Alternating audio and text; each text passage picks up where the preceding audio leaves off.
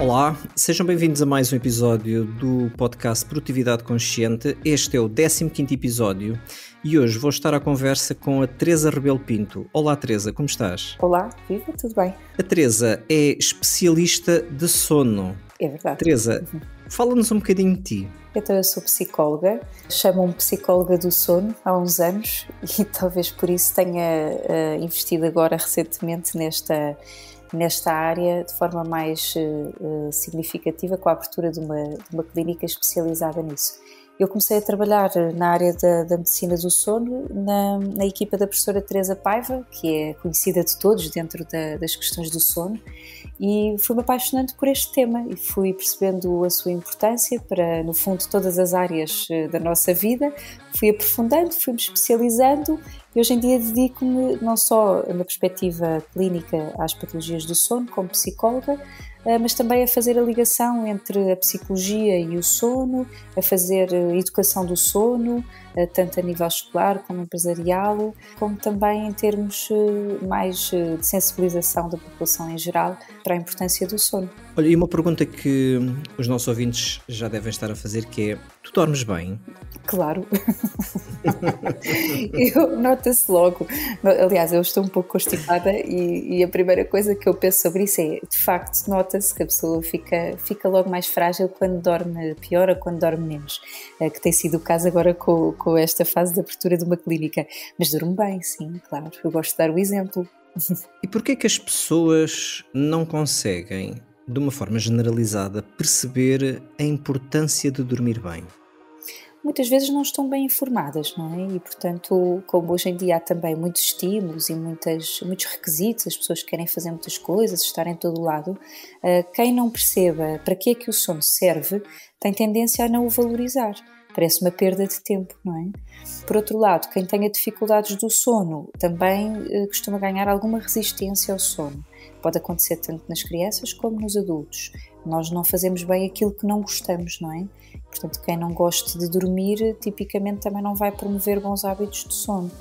Mas quando as pessoas percebem para que é que o sono serve e todas as suas funções, pelo menos ficam a pensar que precisavam de fazer ali algumas mudanças. Nem sempre são capazes de avançar com essas mudanças, mas eu penso que muitas vezes tem a ver com falta de informação. E para que é que serve dormir? Dormir serve para nós conseguirmos funcionar bem durante o dia, no fundo. Dormir é uma função vital, isto é, nós precisamos de dormir para sobreviver. Mais facilmente nós conseguimos aguentar alguns dias sem alimento e sem bebida do que sem sono.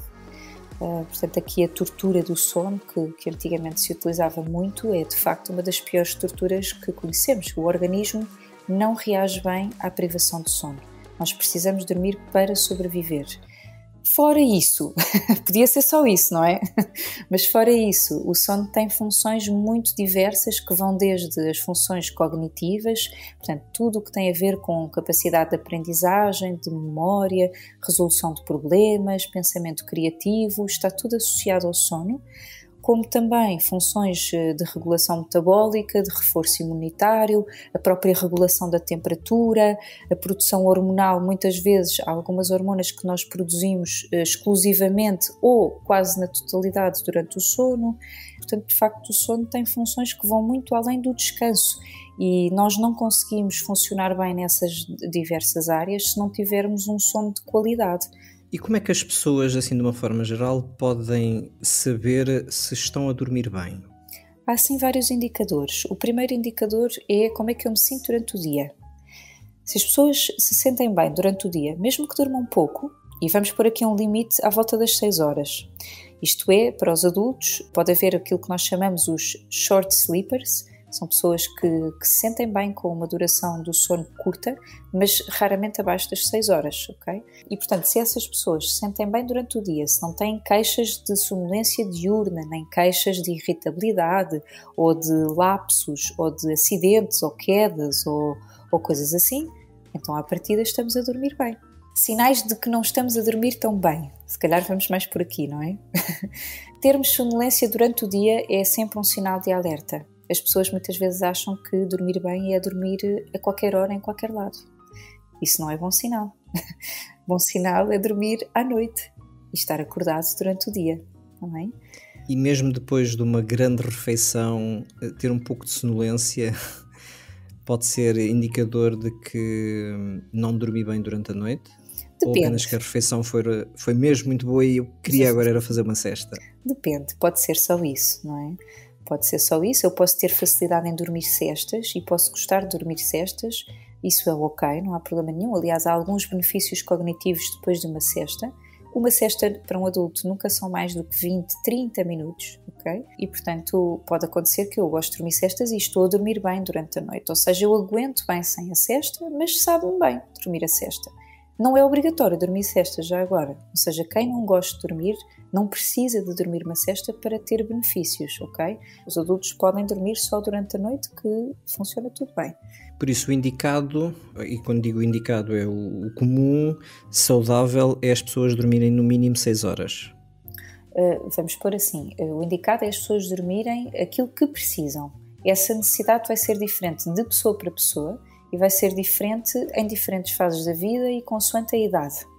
Portanto, os bebés precisam dormir muito, vamos reduzindo a necessidade de dormir.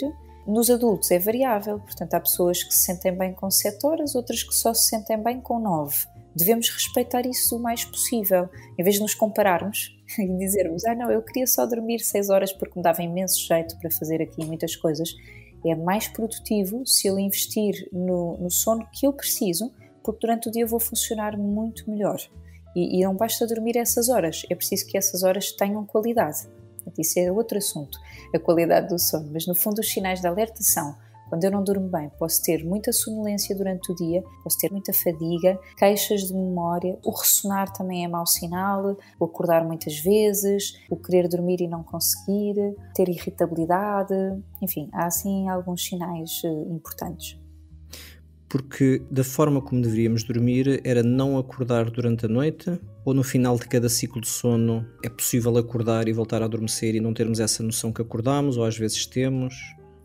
O sono é muito subjetivo. O que acontece a toda a gente é que existem ciclos do sono durante uma noite, portanto ninguém dorme seguido, não é? Quando as pessoas dizem que dormiram seguido, no fundo é que não têm recordação de terem despertado durante a noite.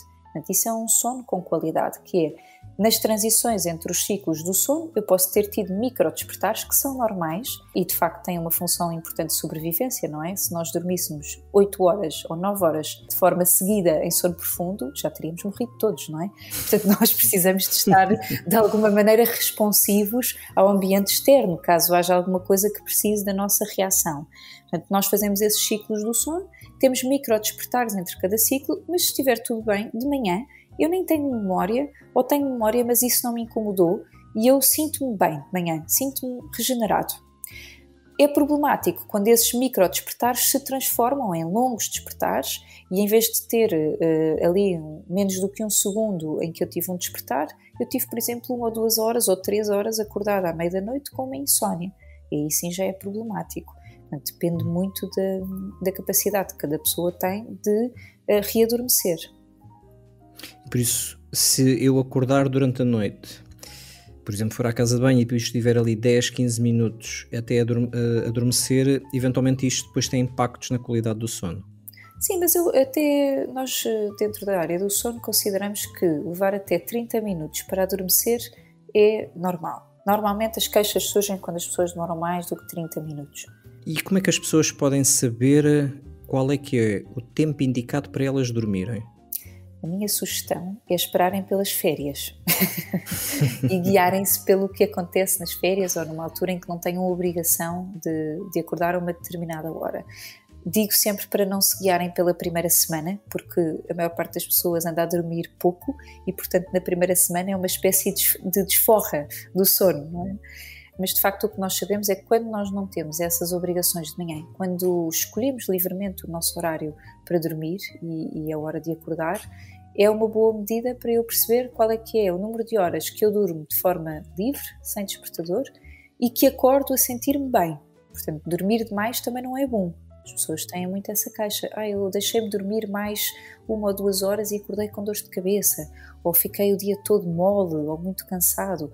E de facto nós sabemos isso sobre o sono. O sono é tão importante que deve ser QB. Nem de mais, nem de menos. Um pouco como a alimentação, não é? Em que faz sentido não andarmos cheios de fome, nem cheios, não é? Brócolos faz bem, mas não precisamos comer 1 quilo a cada refeição, não é? Tal e qual. Nós na formação Produtividade Consciente falamos imenso da importância do sono, numa perspectiva de sensibilizar. E falando agora contigo como especialista do sono, nós dizemos na nossa formação que a qualidade do sono é o principal fator que impacta positivamente ou negativamente a produtividade das pessoas, no fundo, a qualidade do trabalho. Concordas com essa nossa afirmação? Sem dúvida, e graças a Deus eu tenho recebido cada vez mais pedidos de empresas para participar nesse lado formativo e de sensibilização, tanto para os colaboradores como para as próprias FIAs e altas direções, numa lógica de podermos organizar as dinâmicas de trabalho, sobretudo em empresas que têm trabalho por turnos, de uma forma que seja favorável a bons hábitos do sono. Tenho visto esse interesse crescer. Portanto, isso é muito útil para as empresas. Isto é fácil de perceber. Nada do que as empresas valorizam durante o dia funciona se nós não dormirmos bem.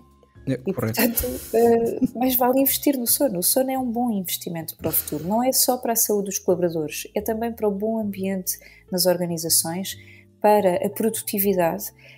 A privação de sono custa muitos milhões de euros mesmo. Portanto, eu penso que se as empresas estiverem mais atentas a estes números, passam a valorizar mais o sono. Sim. É curioso que eu trabalhei na Microsoft e houve um dia que tive que ir a Amsterdão ter uma formação. Fomos ter uma formação em Amsterdão e é curioso que eles tinham no centro do escritório, no primeiro piso, uma espécie de não era bem um quiosque, mas era ali um espaço com um grande cortinado à volta.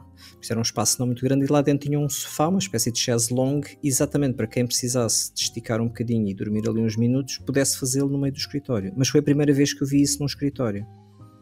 Ainda as empresas não estão preparadas para essa mudança um bocadinho do que é que funciona e o que é correto ou culturalmente correto, porque a maior parte delas partem do princípio se a pessoa não dormiu, o problema é delas e por isso estão aqui para trabalhar e por isso têm que cumprir o horário. Mesmo que tenham tido uma má qualidade e o resultado seja para deitar fora do seu trabalho por não terem dormido e vão gerar imensos erros. Muitas vezes valorizamos, por exemplo, o número de horas de trabalho, quando está perfeitamente estudado que mais horas de trabalho não é igual a mais produtividade. Não, pelo contrário. Pelo contrário. E, portanto, mas há aqui uma certa cultura, de facto, para já uma cultura de estarmos ligados constantemente, não é? Estarmos sempre disponíveis para atender telefonemas, para responder a e-mails, e muitas pessoas têm dificuldade em desligar na hora de ir dormir. Nas empresas muitas vezes isso é mal visto, não é? Por outro lado, essa ideia de eu poder fazer uma pausa para dormir uma siesta não tem nada a ver com eu fazer uma pausa para ir ali beber um café, não é? Infelizmente, em Portugal valoriza-se muito fazer uma pausa para um café, por exemplo, e as pessoas sentem que não funcionam bem sem um café, mas fazer uma pausa para dormir uma siesta ali de 10 minutos, a chamada power nap, por exemplo, nem sempre é muito bem visto. Seria benéfico se conseguíssemos inverter um pouco essa cultura. Sim. Olha, eu vou dar o exemplo e vou dizer que ultimamente não tanto, sobretudo depois da pandemia temos estado em casa, mas é com alguma frequência que eu troco o meu almoço por uma siesta. Eu diria que antes da pandemia, eventualmente num mês, eu era capaz de fazer isso 2 ou 3 vezes no mês. Porque mais facilmente passo sem comer, até porque tenho algumas reservas, do que sem dormir. Sem dormir não consigo trabalhar. São 2 áreas fundamentais da nossa saúde. Eu nunca poderia fazer essa recomendação assim, mas de facto é importante que as pessoas percebam o que é que lhes faz mais falta em cada momento, e o sono não se pode compensar mais tarde. É muito importante que se perceba isto, que é todo o sono que é perdido ficou, não é? Eu não posso, claro que se eu durmo muito pouco numa noite, na noite seguinte eu vou ter necessidade de dormir mais, isso de alguma maneira compensa no sentido em que eu fico mais organizado, mas não compensa o impacto que teve aquela noite em que eu dormi muito pouco ou em que eu não dormi. E isso é muito importante que as pessoas percebam. E isso é muito importante teres referido isso, porque eu conheço pessoas que às vezes pensam que durante a semana dormem menos e deitam-se mais tarde, acordam cedo, eu depois compenso no fim de semana. Esse fenómeno tem um nome, nós chamamos jet lag social. Jet lag social. Jet lag social, que é como se eu estivesse num fuso horário durante a semana e durante o fim de semana estou noutro fuso horário. Porque se eu acordar às 7 da manhã durante a semana e ao fim de semana acordar às 12, por exemplo, é como se eu tivesse andado, feito uma viagem para um espaço de 5 fusos horários diferentes, não é? Portanto, nós chamamos a isso jet lag social. Tem muito impacto negativo para a saúde, porque o sono beneficia muito de regularidade. E a palavra-chave para o sono é consistência e regularidade. E o corpo não tem fim de semana. O corpo precisa de dormir todos os dias e de facto não é bom dormir demais, como eu disse há pouco. Por isso é bom que eu consiga, dentro do possível, claro, todos gostamos de fazer coisas diferentes ao fim de semana e isso não está em causa e faz falta também do ponto de vista social e familiar.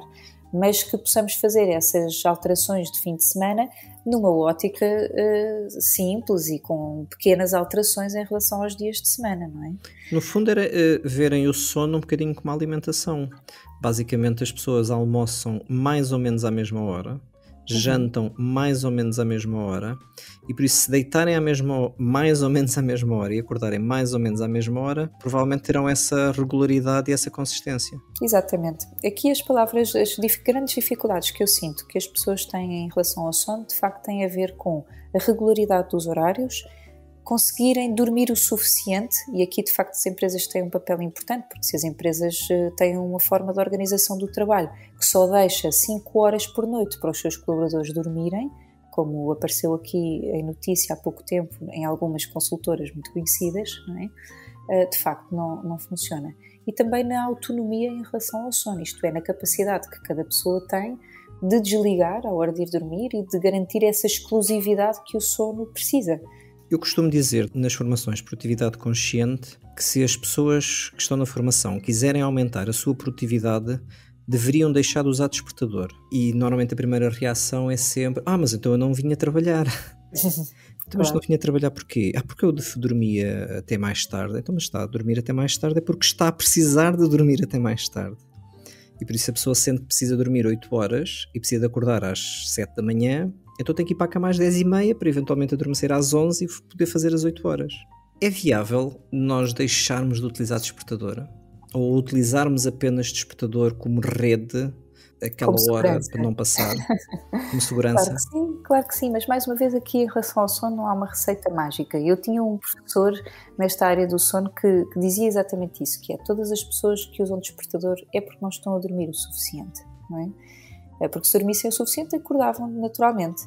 E por isso o que eu já sei é que há pessoas que, por exemplo, se não puserem o despertador, vão passar uma noite em claro, cheias de medo de adormecerem para um compromisso que possam ter na manhã seguinte, por exemplo. Nesse caso, mais vale ter ali o despertador. Agora, se eu dormir bem e dormir o suficiente, a tendência será para eu acordar até antes dele tocar, sim, ou na hora em que ele vai tocar.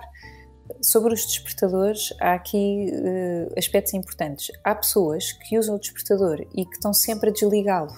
Isso é muito pouco produtivo. Põem 4 despertadores e não ouvem nenhum. Ficam desensibilizadas. Portanto, eu trabalho muito com essas pessoas no sentido de escolhermos um despertador numa hora realista, okay? Em que as pessoas de facto conseguem acordar, em vez de termos ali uma série de snoozes que só servem para perturbar aquela sensação ao acordar. Fica um mal-estar horrível. Por outro lado, se o despertador toca ali a meio do ciclo do sono, é mais difícil de eu despertar. Portanto, eu posso estar ali a despertar numa altura que não é muito favorável. O despertar natural é melhor por isso, que é o meu organismo vai despertar numa altura em que é mais simpático para mim, em que eu me vou sentir melhor. Enquanto que o despertador pode interromper ali o sono numa fase mais crítica e, portanto, pode provocar algum mal-estar. Como é que as pessoas podem saber mais ou menos quando é que vai terminar o seu ciclo de sono? Eu sei que há algumas aplicações, alguns relógios, alguns smartwatches que tentam fazer isso, mas são eficazes? Por vezes, os ciclos do sono nos adultos duram cerca de 90 minutos. Nós podemos fazer contas, não é? Podemos programar o nosso despertador para tocar por volta dessa hora. Estes dispositivos depende muito das técnicas que utilizam. Se é o telefone que fica pousado na cama ou debaixo da almofada e se ele se guia pelos nossos movimentos para perceber em que fase do sono é que nós estamos, ou se ele está ligado a um relógio que a pessoa utiliza no pulso e que vai medindo a nossa atividade e percebendo qual é a melhor fase, depende muito do sistema que utilizam. Eu vou partir do princípio que é o relógio, porque eu recomendo vivamente que não durmam com o telemóvel no quarto. Pois, exatamente, temos essa questão também que eu ia dizer há pouco dos despertadores, que é, já ninguém usa despertadores sem ser nos telemóveis, o que é uma pena, porque existem despertadores sem ser nos telemóveis e que fazem uma coisa fantástica, que é, podem cumprir a sua função de despertar sem criar aquela tentação da pessoa estar no telefone à meia da noite, não é? E se quiserem utilizar o despertador do telemóvel, deixem o despertador longe da mesinha de cabeceira, ao fundo da cama, numa em cima de uma cómoda, e até tem um duplo efeito, é que quando o despertador tocar, a pessoa tem mesmo que sair da cama para o ir desligar. Tal e qual. Não tem o efeito snooze. Para além daquela questão de que ainda não se conseguiu provar muito bem, que é a questão da influência das ondas eletromagnéticas ou da radiação dos telemóveis, da sua influência próxima do cérebro e da cabeça. E pelo simples não, deixem o telemóvel longe. Sim, e tem a questão da luz e depois a pessoa esquece de desligar o som e aquilo toca, ou acende uma luz e as pessoas despertam, ou quando estão a ver só mais uma mensagem, só mais uma coisa, estão expostas à luz e o sono regula-se pela luz. Portanto, quando eu estou a ver coisas com grande luminosidade à noite, eu estou a perturbar o sono. E aqueles relógios, smartwatches, eu por exemplo posso, passando a publicidade, eu tenho um Fitbit Sense, que ele diz-me que a qualidade do sono, se estou num sono, e creio que mede sobretudo pela pulsação, pela informação da pele, provavelmente também pelos movimentos, e ele diz-me se eu acordei, se eu tive um sono leve, mais profundo, médio ou mais profundo. Até que ponto é que esta informação é fidedigna? Eu vou dizer assim, do ponto de vista médico, nós temos alguns aparelhos que conseguem avaliar as fases do sono de forma já bastante acertada. Okay? Mas só através do pulso? Só através do pulso. Okay. Mas nós ainda não utilizamos essa medida como padrão ouro para a avaliação do sono. Isto é, quando uma pessoa tem que fazer estudo do sono, tem que fazer mesmo com as ondas cerebrais. Um estudo com EEG, com eletroencefalograma. E esse sim é o padrão ouro que, a partir desse exame, nós conseguimos determinar com toda a certeza em que fase do sono é que a pessoa estava.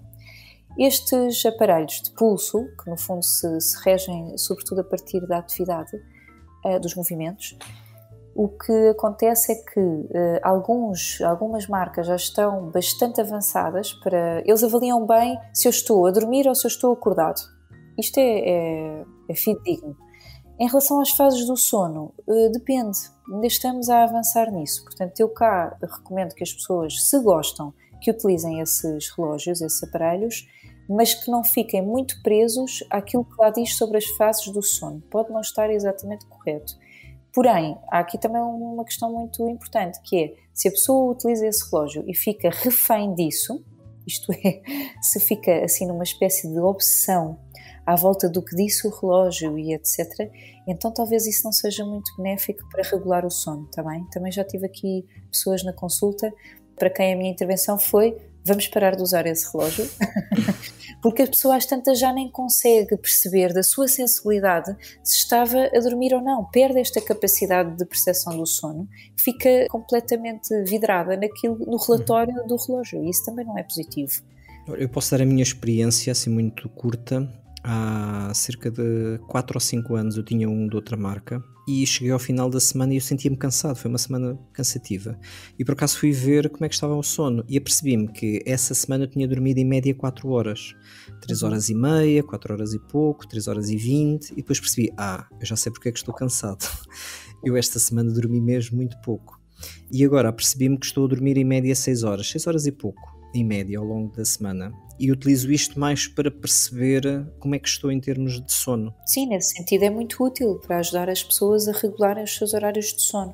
Agora lá está, para determinar fases do sono, ou por exemplo, para substituir uma polissonografia, que é um exame do sono, não dá, não funciona. Sim. E agora aquelas pessoas que não dormem bem, tens uma ideia, a percentagem de pessoas neste momento em Portugal que não dormirão bem? Ui, elevada.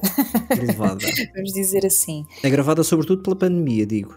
Agravado pela pandemia para algumas pessoas, para outras a pandemia permitiu melhorar o sono. Pessoas que reduziram os seus níveis de stress, reduziram a correria do dia-a-dia. Os transportes, conseguiram escolher horários mais favoráveis para si para dormir. Portanto, essas pessoas melhoraram. Outras pessoas, por outros motivos, de facto, também aumentaram níveis de stress e de ansiedade, também perderam aqui rotinas, e a rotina é fundamental para o sono. A questão do espaço e da menor exposição à luz tem muito impacto no sono, portanto o facto das pessoas se mexerem menos e de apanharem menos sol é muito prejudicial ao sono. E, portanto, houve de tudo. Houve pessoas a melhorarem o sono, houve pessoas a piorarem. E partindo do princípio daquelas pessoas que dormem mal, por onde devem começar? Olha, isso é uma pergunta que me aparece frequentemente nas consultas.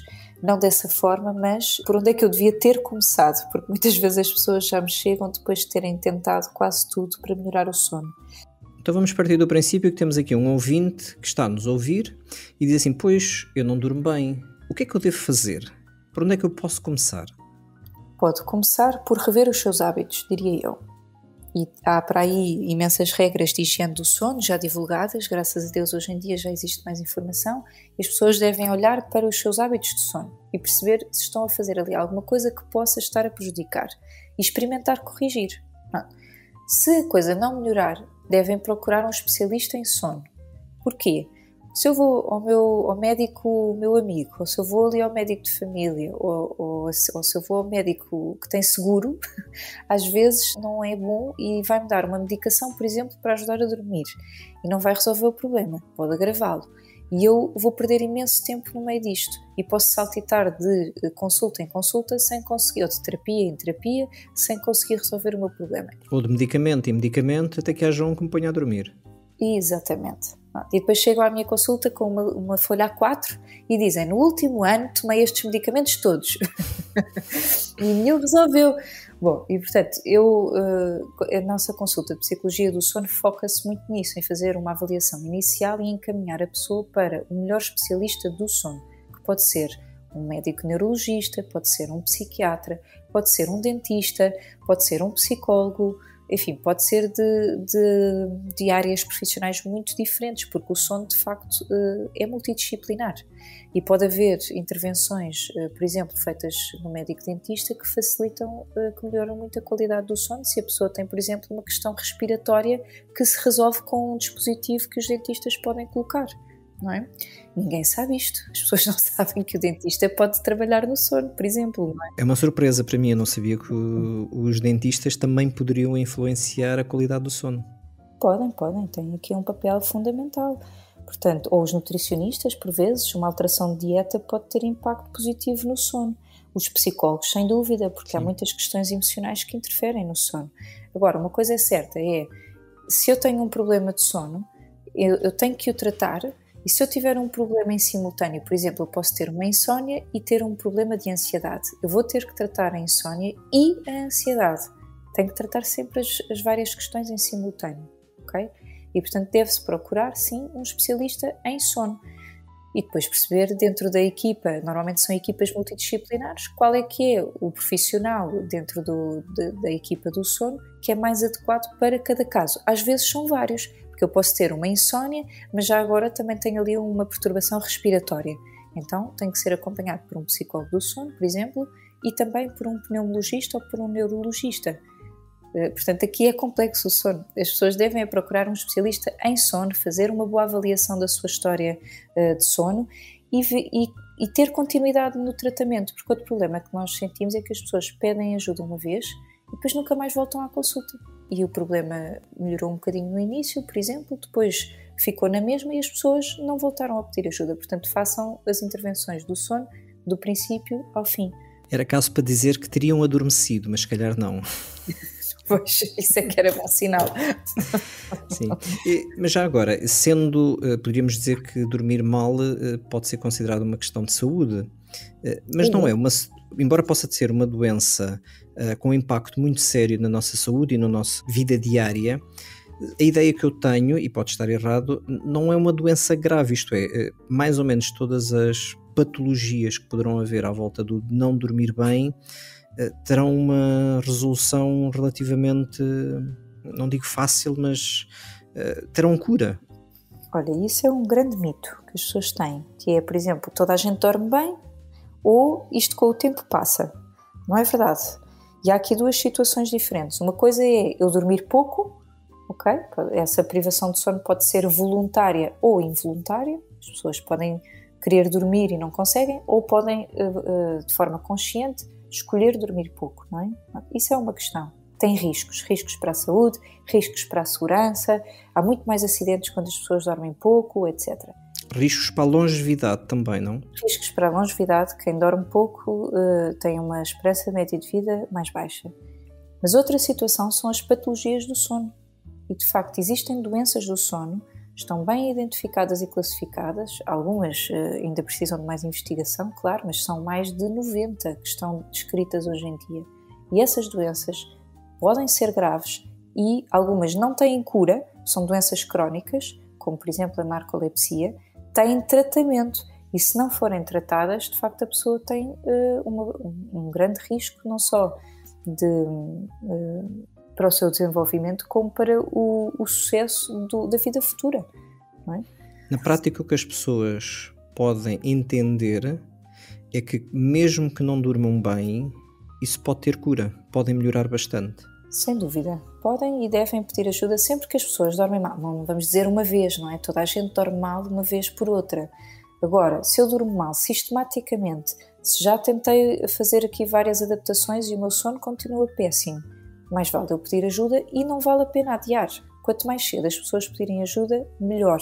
E podem ter a certeza que investir na qualidade do sono, num tratamento à volta do sono, que pode ser caro, pode ser difícil, pode ser duradouro, mas vai ter um impacto positivo. Às vezes é simples, como dizias e bem, às vezes a intervenção é simples, tem a ver com alguma mudança que a pessoa não sabia que poderia fazer, mas que é relativamente simples, outras vezes nem tanto. De facto, a mudança de hábitos é difícil e muitas vezes fazer esta mudança de hábitos, por exemplo, vou dar aqui um exemplo, um casal dormir em camas separadas. Okay? Vamos imaginar que há um casal em que há uma pessoa que tem insónia porque a outra pessoa se mexe muito. Uma intervenção pode ser, por exemplo, o casal se conseguir dormir em camas separadas, isso vai melhorar muito a qualidade do sono e até, em princípio, a vida do casal, talvez. Isto é uma invasão da intimidade das pessoas e muitas pessoas são resistentes a estas mudanças, por exemplo. Não é? Ou a utilização de uma máscara para respirar melhor durante a noite. Há muitas pessoas que resistem e que se recusam. E se a usassem, melhoravam a qualidade do sono quase em 100% e a qualidade de vida também, não é? Esse é um aspecto importante que não só a nossa vivência, os nossos hábitos impactam no sono, mas as pessoas que dormem acompanhadas, a qualidade do sono da outra pessoa também nos impacta. Claro, eu vi aqui uma frase há uns tempos, fiquei arrepiada. Era assim de um sleep coach, que é também aqui uma coisa que está na moda, muito conhecido. E ele dizia que o ser humano não foi feito para dormir acompanhado. A sério? Fiquei arrepiada. Fiquei arrepiada porque eu pensei, como é que uma pessoa pode dizer isto? Nós somos todos diferentes, porque se há pessoas que têm muita dificuldade em dormir acompanhadas, outras há que têm muita dificuldade em dormir sozinhas. E, portanto, outras pessoas não têm grandes dificuldades, mas têm preferências. E, portanto, de facto, o sono é um assunto com grande intimidade e que deve ser sempre visto e enquadrado no contexto de cada pessoa e deve ser abordado de forma científica. E muito personalizada. Muito personalizado, muito personalizado. A psicologia do sono tem esse objetivo, no fundo, não é? De nós ajudarmos as pessoas a perceberem perante a sua queixa qual é que é a estratégia terapêutica mais adequada, fazer um acompanhamento do princípio ao fim, fazer a ligação entre as várias especialidades envolvidas na terapêutica e ajudar as pessoas a gostarem mais de dormir, a terem uma boa relação com o sono, porque nós fazemos melhor as coisas de que gostamos, não é? por isso a psicologia do sono tem muito esse papel. E para além de nós dizermos às pessoas o quão importante é dormirem e dormirem bem, e os impactos que dormir bem tem na sua qualidade de vida e no seu dia-a-dia, como é que podemos ajudar as pessoas a gostarem mais de dormir? Sim. Esse é o segredo, é a alma do negócio, não é? É como dizíamos há pouco, é muito personalizado. Por exemplo, nas nossas sessões de educação do sono, nas escolas, nós utilizamos muito aquelas informações que os jovens valorizam. Por exemplo, quem dorme mal tem mais tendência para engordar. As pessoas não querem engordar. Os homens sabiam que a testosterona é produzida quase exclusivamente durante o sono? Espera aí, então deixa-me vou ter que dormir. As mulheres, quem dorme pouco fica com a pele envelhecida, fica com mais rugas, com cabelos brancos. Então vou ter que dormir. O quê? Não vale a pena pôr cremes e depois fazer diretas? Não vale. Portanto, no fundo, aqui, para que as pessoas gostem de dormir, é um caminho que é muito personalizado, mas que eu penso que começa por aí, por informar as pessoas e relembrar que dormir pode ser bom. Se eu deixar de tentar controlar, nós ouvimos muito isto às vezes de altos empresários, que é, eu não percebo, eu controlo uma empresa, eu controlo tudo a minha vida, eu tenho uma empresa com 300 funcionários e faço tudo e não me custa nada, controlo tudo na minha vida, mas não consigo controlar o sono. E eu trabalho muito esta desconstrução, que é, o sono não é para ser controlado, não é? O sono é para ser vivido, portanto é para eu conseguir entregar-me ao sono, eu tenho que criar condições favoráveis ao sono, isto é, para que ele possa aparecer de forma natural. Quanto mais eu tento controlar o sono, pior. Menos qualidade eu vou ter de sono. Quem tem insónia sabe isso, não é? Que é, quanto mais eu tento dormir, menos consigo.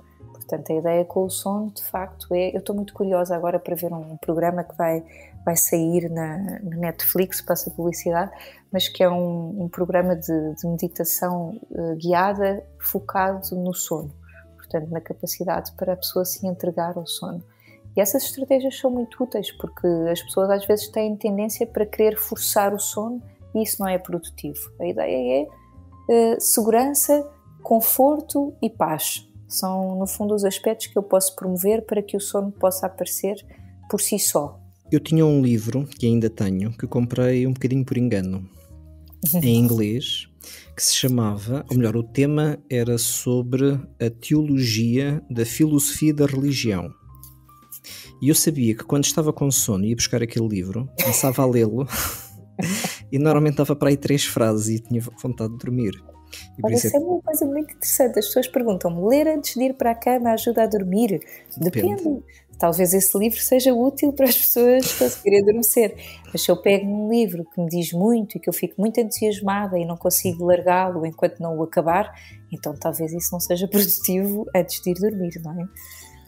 Teresa, foi um prazer falar contigo. Para além disso, espero que tenha sido muito útil a todos os ouvintes, sobretudo aqueles que sentem que poderiam dormir um bocadinho melhor ou até que gostariam de dormir um bocadinho melhor. Este episódio irá para o ar nas vésperas da abertura da nova clínica da Teresa. Onde é que vai ser, Teresa, a tua clínica? A clínica nova é aqui no início do Campo Grande, é junto a Entre Campos, é praticamente em cima da rotunda de Entre Campos. É um sítio muito giro que convido todos a visitarem ou a explorarem o nosso site, que é www.psicologiadosono.com. www.psicologiadosono.com. www.psicologiadosono.com. www.psicologiadosono.com.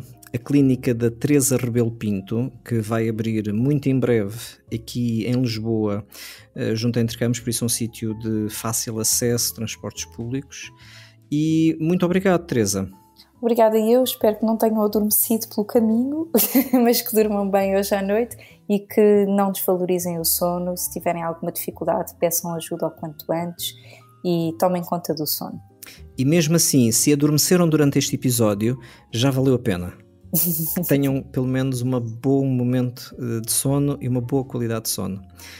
Muito obrigado, Teresa. Obrigada, até à próxima. Aos nossos ouvintes, já sabem, este é o podcast Produtividade Consciente, sempre às segundas-feiras, às 7 da manhã, para terem uma boa semana.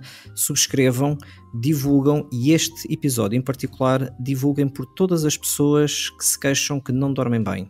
Obrigado.